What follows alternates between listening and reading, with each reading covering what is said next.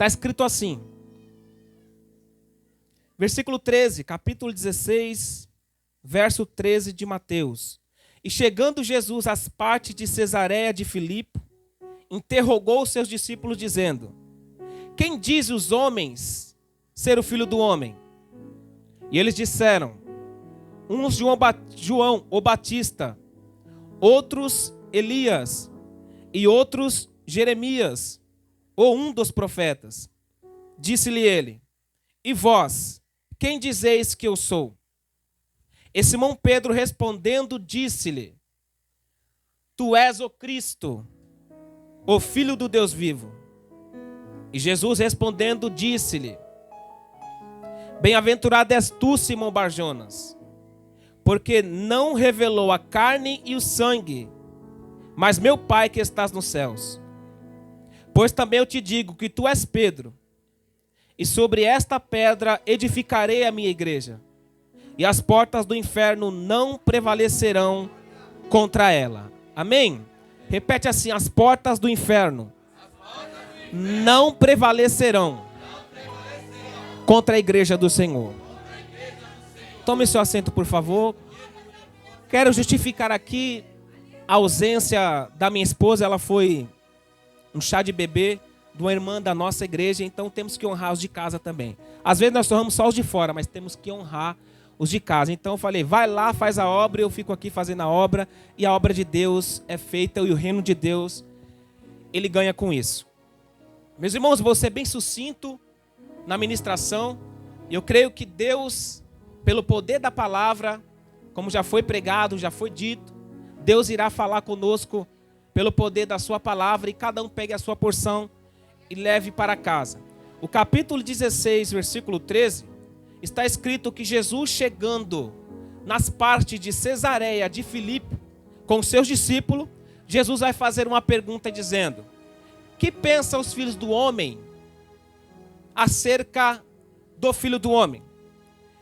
E eles disseram: uns dizem que o Senhor é João o Batista, outros dizem que o Senhor é Elias, e outros dizem que o Senhor é Jeremias, e outros dizem que o Senhor é um dos profetas.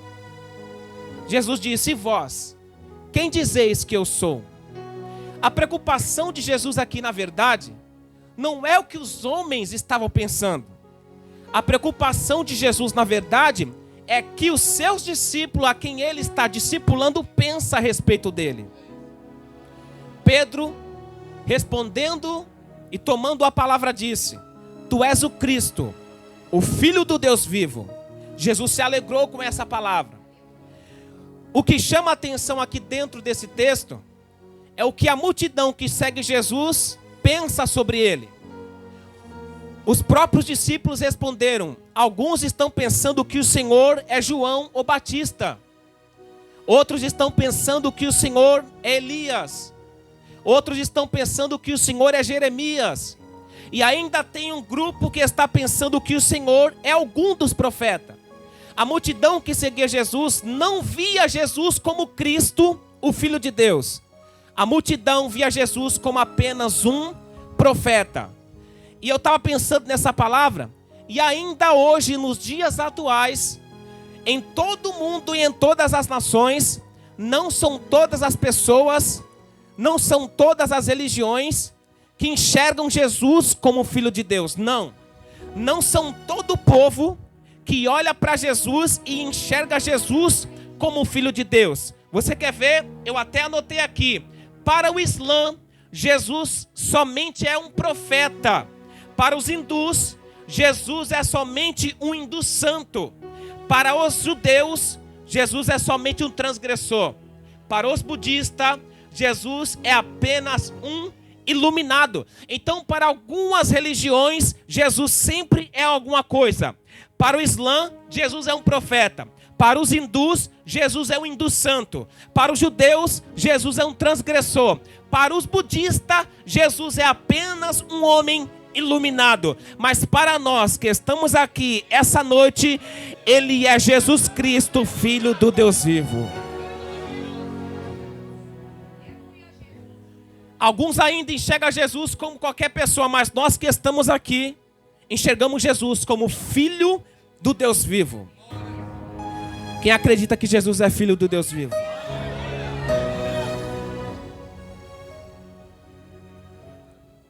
Jesus vai perguntar: e vocês que dizem que eu sou? Pedro toma a palavra e diz: tu és o Cristo, o filho do Deus vivo. Jesus vai dizer: bem-aventurado és tu, Simão Barjonas, porque não foi carne nem sangue que te revelou, mas foi o meu Pai que está nos céus. Isso aqui me chamou a atenção, porque tem coisa dentro da espiritualidade que a carne e o sangue não revela. Tem coisa dentro da espiritualidade que o sangue, a carne, o conhecimento humano, a forma humana não consegue revelar. Se Deus não revelar isso para tal pessoa, essa pessoa fica sem entender nada. Quando alguém lê a Bíblia Sagrada, se o Pai e o Espírito de Deus não revelar nada, ele lê de Gênesis a Apocalipse e não consegue entender uma vírgula. A pregação que está sendo pregada, se Deus não revelar para alguém, essa pessoa vai escutar 1 hora de ministração e vai sair daqui vazio do mesmo jeito, se Deus não revelar. Sabe o que eu entendi aqui dentro da palavra? Que as coisas de Deus não é discernida pela carne e pelo sangue. As coisas de Deus não é discernida pela natureza humana. As coisas de Deus não é discernida pelo pensamento humano. Se Deus não nos revelar, nós fica batendo cabeça todo dia e noite, e não conseguimos entender nada. Mas se Deus usar de bondade, de misericórdia, nessa noite revelar alguma coisa para alguém, você não vai sair daqui essa noite do mesmo jeito que entrou. Vai sair daqui como Alexandre? Vai sair daqui pulando e saltando e nadando e voando nas asas do Espírito de Deus, porque entendeu a palavra de Deus aqui essa noite. Isso aqui é sério. O que Jesus está dizendo para Pedro é muito sério. Jesus está dizendo: isso aqui não foi carne nem sangue que te revelou. Jesus está dizendo: não foi a natureza humana que te revelou. Jesus está dizendo: não foi estudos humanos que te revelou. A pessoa pode fazer faculdade, a pessoa pode ser doutorado, a pessoa pode até ter o que ela quiser, todos os certificados que quiser de estudo. Se Deus não revelar, não pega nada dentro da palavra. Porque isso aqui, se Deus não revelar, nós saímos daqui do mesmo jeito que entrou. Se Deus não nos revelar, nós não entendemos nada e não somos edificados em parte alguma. Mas Deus escolheu os pequenininhos e nos revelou os mistérios do céu. Nós só estamos aqui essa noite porque Deus revelou a sua palavra um dia para nós. Nós só estamos aqui porque não foi nenhuma faculdade, não foi nenhum curso teológico, não foi nenhum doutorado que nos revelou aquilo que Deus tem na nossa vida. Somente o Espírito de Deus pode nos revelar. Quando Pedro diz isso: não foi carne nem sangue que te revelou, mas meu Pai que estás nos céus, Jesus vai fazer uma declaração para Pedro, e aqui me chamou ainda mais a atenção. Jesus vai dizer: pois também eu te digo, tu és Pedro, e sobre esta pedra edificarei a minha igreja, e as portas do inferno não prevalecerão contra ela. Todo mundo sabe aqui que essa pedra em que Jesus está dizendo que vai edificar a sua igreja não é Pedro. Isso todo mundo sabe. Por quê? Ele diz: esta pedra, não essa pedra. Qual é a diferença? Aqui está esse lenço. Eu disse: este lenço é meu. Se ele está ali, eu falo: esse lenço é meu. Ou seja, já pegou? Jesus está dizendo: esta pedra. Não essa pedra, Pedro, que Jesus edifica a sua igreja. Jesus vai fazer 4 declarações para Pedro aqui, e é aqui que está a dorsal da mensagem. O que primeiro Jesus vai dizer é isso: bem-aventurado és tu, Barjona, Pois também eu te digo que tu és Pedro, e sobre essa pedra edificarei a minha igreja. A primeira declaração que Deus vai fazer aqui para Pedro é: sobre esta pedra edificarei. A primeira declaração que Deus faz para Pedro é: eu que edifico a igreja. Quem edifica a igreja não é o homem. Quem edifica a igreja não é currículo. Quem edifica a igreja não é certificado. Não é errado, mas não é certificado que edifica a igreja. Quem edifica a igreja não é o estudo que eu tenho, a formação acadêmica que eu tenho. Quem edifica a igreja de Deus na terra é Jesus Cristo de Nazaré. E a pergunta que eu fiz: como é que ele edifica a igreja? O apóstolo Pedro vai responder no capítulo 2, verso 5 de 1 Pedro: vós sois pedras vivas. A pedra central é Jesus Cristo, o fundamento. Jesus edifica a sua igreja através das pedras vivas. No Antigo Testamento, todo o templo, todo o muro, toda a cidade, toda a casa era edificada com pedras. As pedras vinham das pedreiras, só que elas vinham já pedras lapidadas. Eu não sei se vocês já viram homens quebrando pedra para fazer o paralelepípedo. Eles primeiro moldam a pedra, deixa ela nos quadrados já moldada, então vem para ser colocada nas ruas. Essas pedras aqui são lapidadas até chegar ao local para ser edificados muros, para levantar casas, para levantar templo. O que Deus está falando aqui, dizendo: vós sois pedras vivas. O templo é edificado com pedras mortas, mas a igreja de Cristo, ela é edificada com pedras vivas.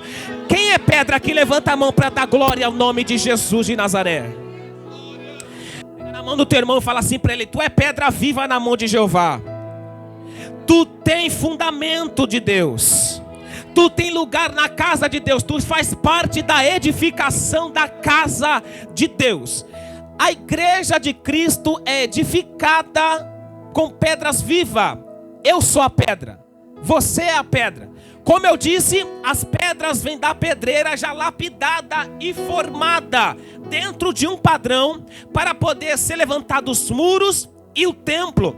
Para a igreja de Cristo ser edificada com pedras vivas, que somos nós, tem que deixar Deus te lapidar. Porque se Deus não te lapidar, você não encaixa.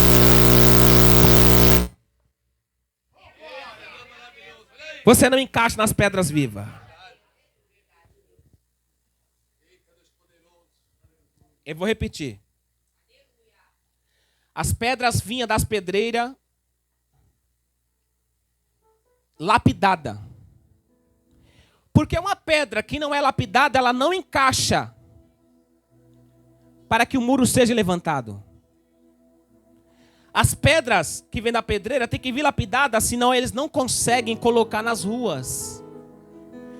Dentro da igreja, as pedras vivas que somos nós, para encaixar na obra de Deus, tem que deixar Jeová te lapidar, para você encaixar nos planos de Deus e edificar a igreja de Cristo.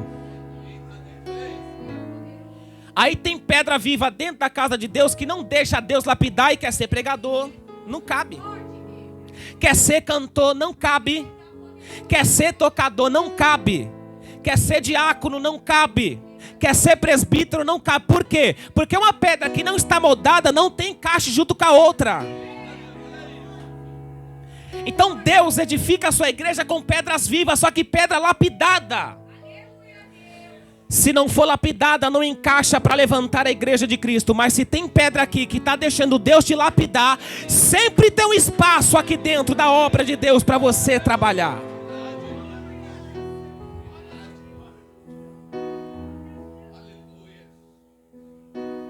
A verdade é que nós somos uma pedra que está lapidada todos os dias. Não é porque eu prego não, que eu estou pregando aqui não, que eu vou dizer que eu não sou pedra. Eu sou pedra e tenho que ser lapidado todo dia. Se eu não deixar Cristo me lapidar, não tem como Ele edificar essa igreja contando comigo. Porque Ele edifica a igreja com pedras vivas, que somos nós. Aqui já está uma igreja edificada. Aqui tem um pastor, aqui tem um diácono, aqui tem um cantor, aqui tem um pregador, aqui tem um porteiro. Só que todas essas pedras têm que estar sendo lapidadas diariamente. Para quê? Para eu pegar na mão dele, encaixar com ele e ir junto. Se você quer fazer parte da edificação da igreja, tem que deixar Cristo te lapidar. Não tem como cantar sem não ser lapidado. Não tem como cantar sem ser lapidado. O pastor não vai dar oportunidade para você enquanto você estiver na rebeldia. O pastor não vai deixar você subir no altar enquanto você não deixar Deus te lapidar. Sabe por quê? Porque a obra de Deus não é bagunçada. A obra de Deus não é centro de macumba. Aqui tem disciplina, aqui tem ordem, aqui decência. Aqui não é o carnaval do Rio de Janeiro, que todo mundo anda de qualquer jeito, fala o que quer. Aqui não. Aqui tem que deixar ser lapidado para você encaixar na obra de Deus, para que Deus levante você em sua obra. Como é que Deus ele levanta e edifica a sua igreja? Eu edificarei a minha igreja.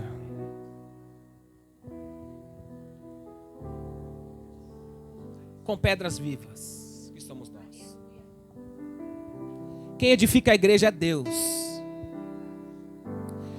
Deus não depende de doutorado para edificar a igreja.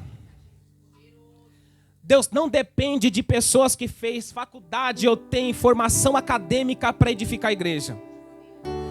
A Assembleia de Deus no Brasil começou com uma mulher chamada, até esqueci o nome dela agora, Celina de Albuquerque. Não tinha estudo, não tinha formação, não tinha nada.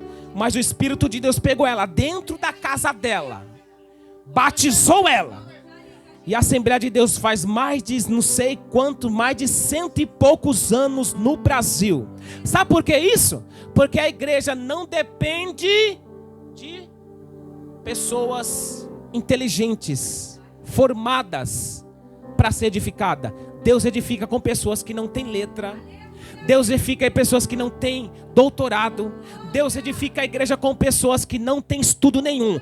Pedro nem sabia falar, era indouto, e o Sinédrio disse: mas como esses homens falam assim, se estão todos indoutos? Ele está falando, não tem estudo, não tem faculdade, não tem doutorado. É porque Jeová, para edificar a igreja, não precisa disso. Só precisa ver o coração aberto para levantar.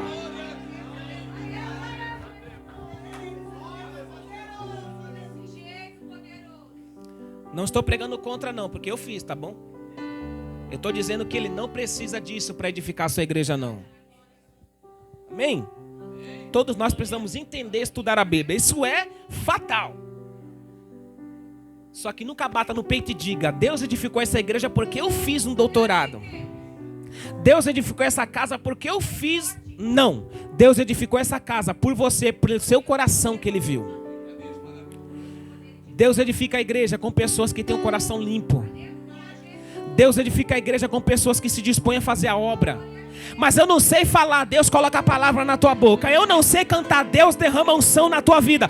Eu não sei tocar, vai treinar que Deus ele te dá o dom para que a igreja de Cristo seja edificada na terra. A segunda declaração. Olha o que Deus disse, Jesus: tu és Pedro, e sobre essa pedra edificarei a minha igreja. Quem edifica é Cristo. Edificarei a minha igreja. Fala para o teu irmão: a igreja não é de pastor, de missionário, de diácono, de pregador nenhum. A igreja é dele.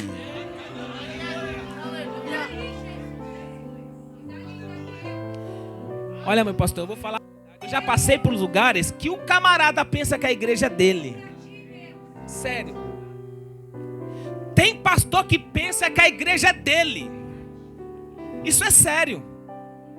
Faz o que quer, levanta quem quer, unge quem quer, dá oportunidade para quem quer.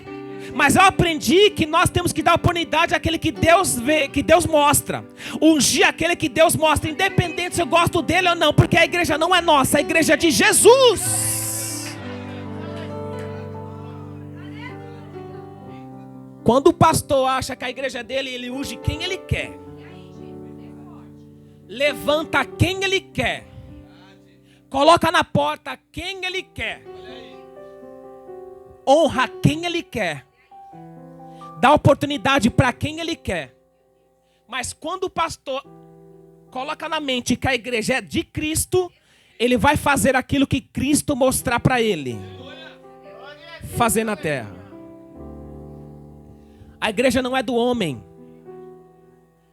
A igreja é de Deus. E eu quero provar isso aqui. Há mais de 500 anos atrás, a igreja foi perseguida. E a perseguição maior que existiu foi pelo Império Romano. Como o Império Romano perseguiu a igreja?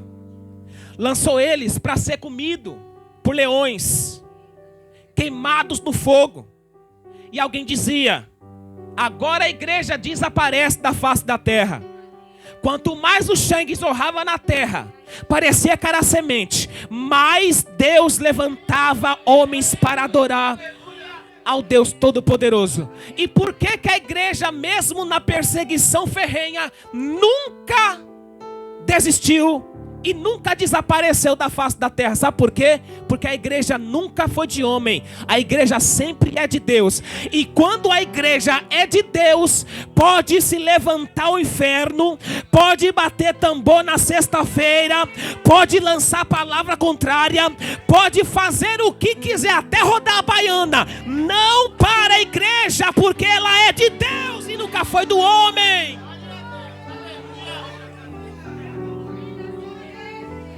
A igreja é de Deus.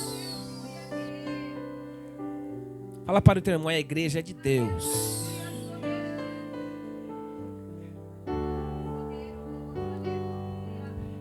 Faraó tentou derrubar todo mundo. Colocou o trabalho forçado. Eles nem comiam direito. Faraó pensou: esse povo vai diminuir. Vai tudo morrer. Não vai se multiplicar, porque o camarada trabalhava de noite, como coabitava com a esposa para poder ter filho. Então não vai crescer. Faraó foi na cabeça. Porque quanto mais eles oprimiam o povo, mais o povo se multiplicava. Sabe por quê? Porque aquele povo não era do homem, aquele povo era de Deus. E quando um povo é de Deus, quanto mais o diabo bate, quanto mais fala da nossa vida, quanto mais fala do nosso ministério, mais Deus faz crescer. Porque quando Deus chama e quando Deus levanta, pode falar o que quiser. Quanto mais fala, mais Deus levanta, mais Deus exalta. A igreja é de Deus. Nunca foi do homem. Terceira, Jesus diz: edificarei, ele que edifica. Segundo, minha igreja. Terceiro, as portas do inferno não prevalecerão contra ela. Fala para o teu irmão: as portas do inferno não prevalecerão contra ela. Agora tem que entender isso aqui. As portas do inferno não prevalecerão. Por exemplo, aqui é uma porta.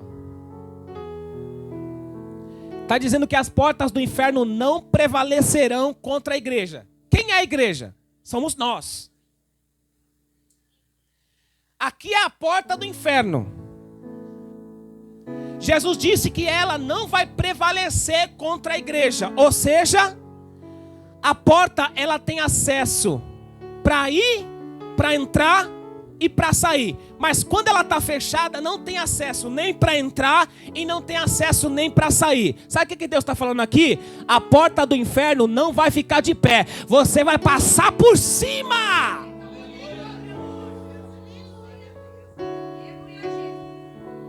A porta está fechada, como dizendo, vocês não passam. Mas Jesus está dizendo, elas não vai prevalecer. Ou seja, nós vamos passar por cima das portas do inferno como um rolo compressor. Se Satanás nessa noite tentou parar algum ministério hoje aqui, Deus manda dizer para alguém, essas portas não vai prevalecer. Se Satanás tentou fechar a porta dessa casa aqui, Deus manda eu dizer, essa porta não vai prevalecer. Deus vai fazer nós passar por cima, mas vamos receber a vitória no nome de Jesus de Nazaré. Fala para o teu irmão que está do teu lado assim: as portas do inferno não prevalecem contra o teu ministério. As portas do inferno não prevalecem contra o teu casamento. As portas do inferno não prevalecem contra a tua chamada. A porta está de pé tentando te parar, mas Deus disse: não vai prevalecer.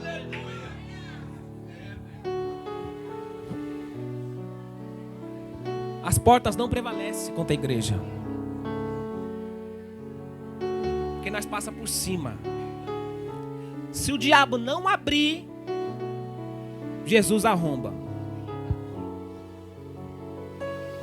As portas do inferno nunca prevaleceram contra a igreja. Nunca vai prevalecer. Foi de Deus a palavra que você tem.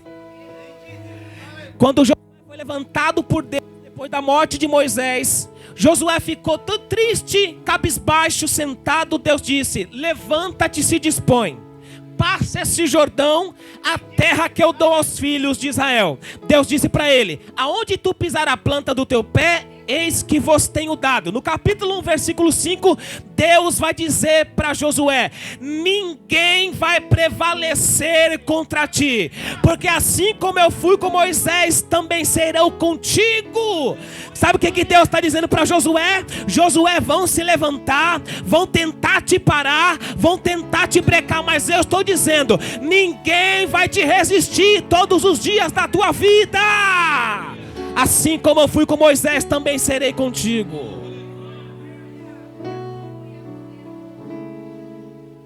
Agora a verdade é que a porta sempre se levanta para tentar nos parar. O bom de servir a Deus é que Ele não mente e não passa a peneira no sol, não. O bom é que Ele fala a verdade. Josué, levanta. Vão te resistir. Deus está dizendo: você vai enfrentar uma luta tão grande. Deus está dizendo: vão se levantar contra você. Deus está dizendo: vão te caluniar. Deus está dizendo: vão armar arapuca para tentar te derrubar.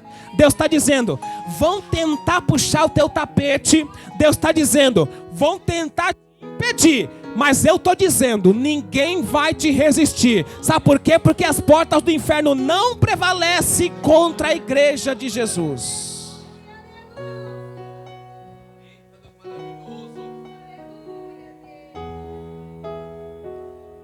Parece que as oportunidades que os irmãos tiveram aqui, os pastores, estava tudo dentro da linhagem. Eu até marquei ali no papel.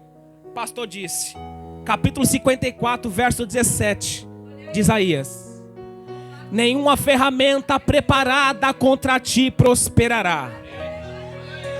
Aleluia.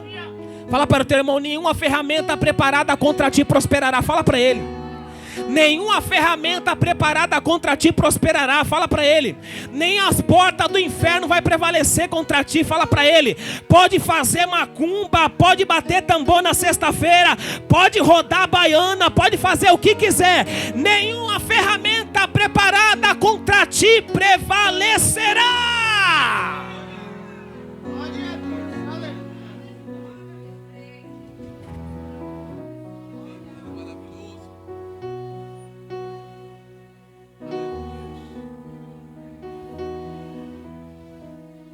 Não prevalece. Mas Deus não está dizendo que não vão preparar. Deus está dizendo: nenhuma ferramenta preparada. Ou seja, vão até preparar, vão até fazer. Só que Deus está dizendo: não vai prevalecer. O que eu quero na verdade colocar ênfase aqui é isso. Vai ter luta. Vão se levantar. O inferno vai levantar a sua porta, fechando tipo assim: aqui você não passa. Porque tem cristão que vem para Jesus que pensa que a porta não fecha, que não preparam nada, nenhuma ferramenta, que a luta não vem. Não, vem. Só que Deus está dizendo para alguém aqui: não vai prevalecer. Você vai passar por cima.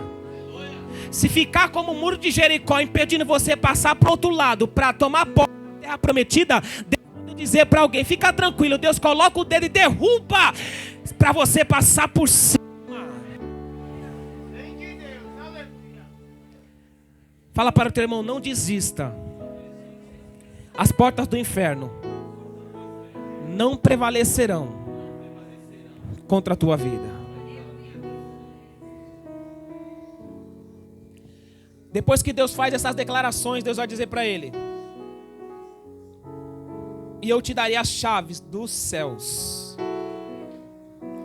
E tudo que ligares na terra será ligado no céu. E tudo que desligares na terra será desligado no céu. Eu te darei as chaves do céu. E agora? Que chave é essa? Quem tem a chave tem autoridade. Por exemplo, o pastor tem a chave da igreja.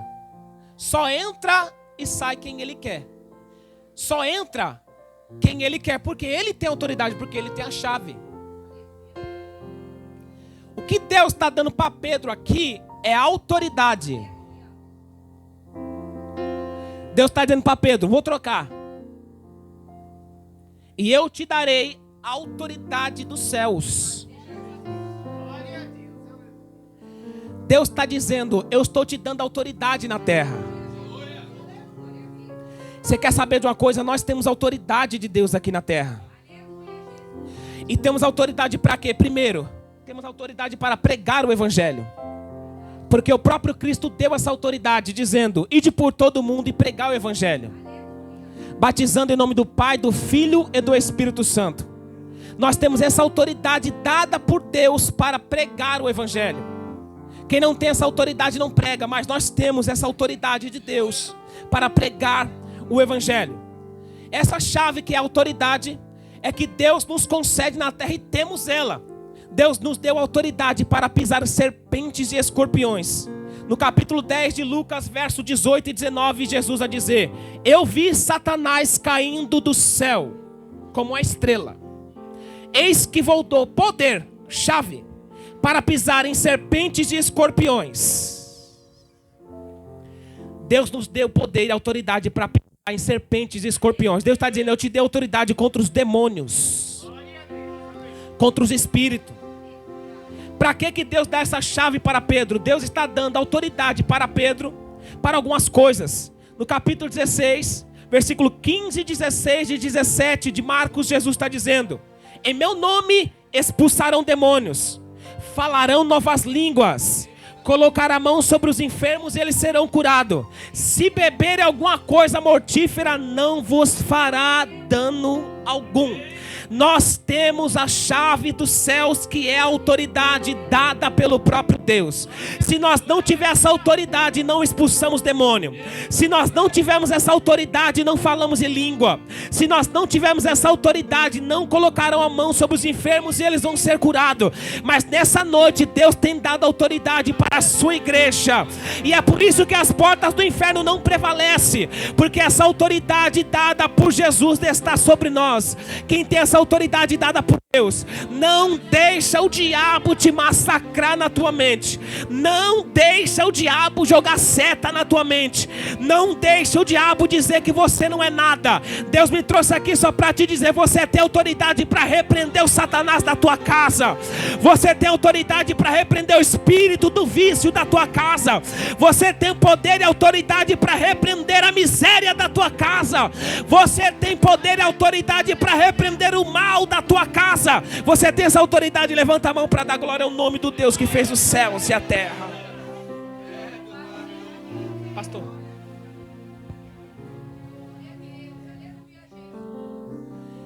e essa autoridade aqui não é dada para quem tem título. Porque a maioria das pessoas pensa: se é pastor,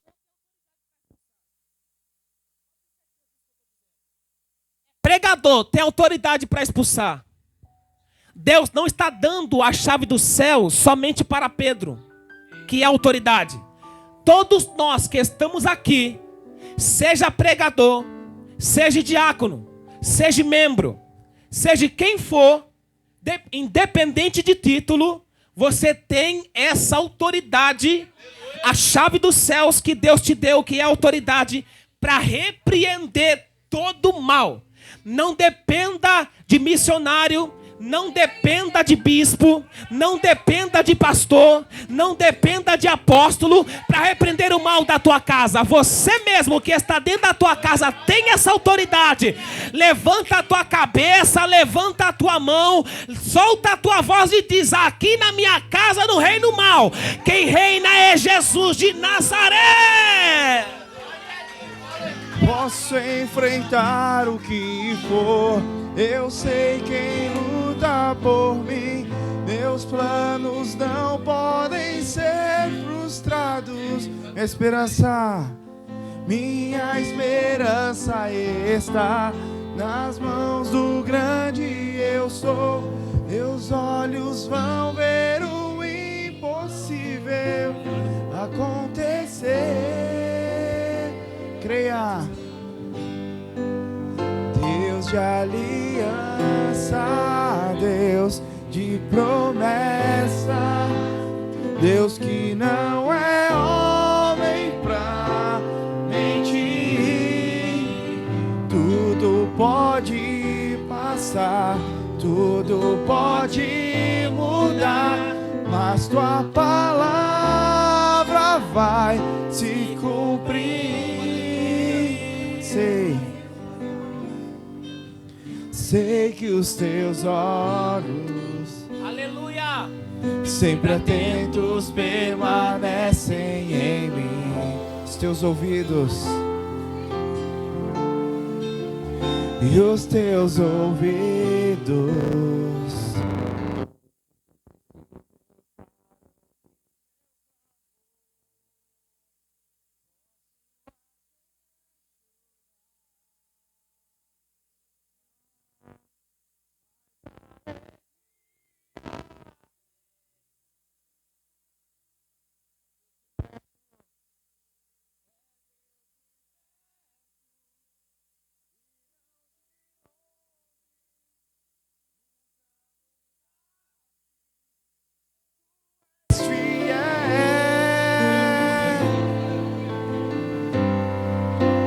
Deus de aliança, Deus de promessas, Deus que não é homem pra mentir.